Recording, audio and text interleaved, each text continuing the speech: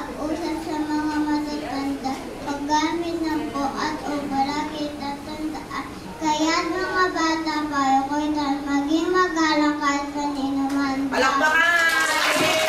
Di kinakalimutan katulad ni Olaf kapag nakikipag-usap ang matatanda, paggamit ng po at o laging tinatandaan.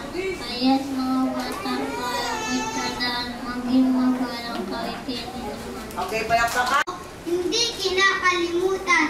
Katulad ni Ola, pag nakikipag-usap sa mga matatanda, paggamit ng po at opo, laging tinatandaan. Kaya't mga bata, payong ko'y tandaan, maging magalang kahit kanino man. Palakpakan! Katulad ni Ola, kapag makikipag-usap sa mga matatanda, paggamit ng po at opo, laging tinatandaan.